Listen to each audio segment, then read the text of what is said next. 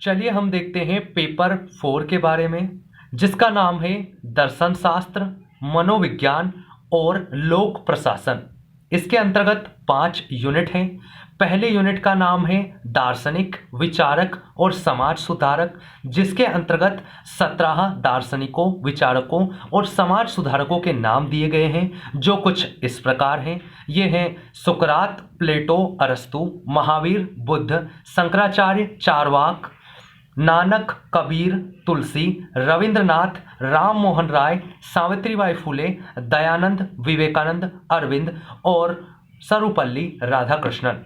Unit 2, तो unit 2 का नाम है मनोवृत्ति, अभिक्षमता और संवेगिक बुद्धि।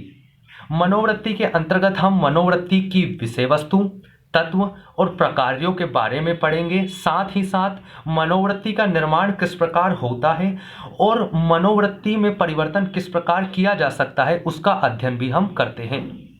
इसके साथ ही हम जो रहता है संप्रेषण, प्रबोधक, पूर्वाग्रह और विभेद जैसी अवधारणाओं का अध्ययन करेंगे और भारतीय संदर्भ में रूढ़िवादिता का अध्ययन करेंगे।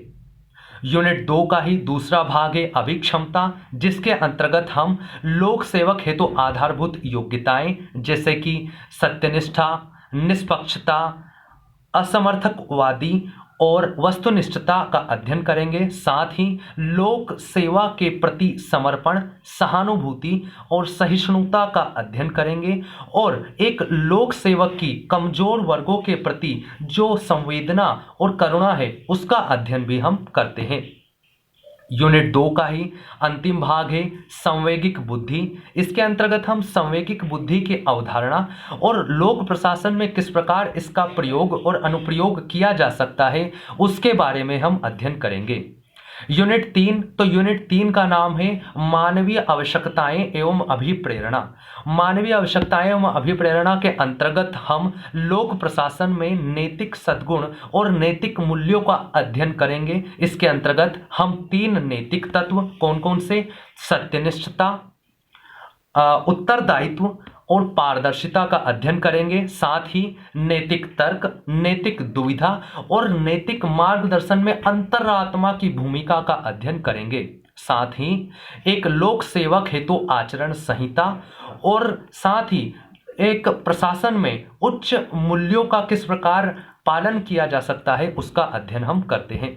यूनिट 4 का नाम है भ्रष्टाचार। इसके अंतर्गत हम भ्रष्टाचार के प्रकार, भ्रष्टाचार के प्रभाव, भ्रष्टाचार के कारण और उनको कम करने के उपायों के बारे में पढ़ेंगे। साथ ही एक समाज, सूचना तंत्र, परिवार और विसल ब्लोअर की क्या भूमिका हो सकती है भ्रष्टाचार के संदर्भ में, उसका अध्ययन करेंगे। और साथ ही भ्रष्टाचार के संदर्भ में यूएनओ की घोषणा, भ्रष्टाचार का मापन और ट्रांसपेरेंसी इंटरनेशनल के बारे में हम पढ़ेंगे और जानेंगे। साथ ही लोकपाल और लोकायुक्त की भ्रष्टाचार के संदर्भ में क्या भूमिका रही है या हो सकती है, उसका अध्ययन भी हम इसके अंतर्गत करते हैं। और 5वीं और अंतिम यूनिट है जिसमें हम केस स्टडी का अध्ययन करते हैं।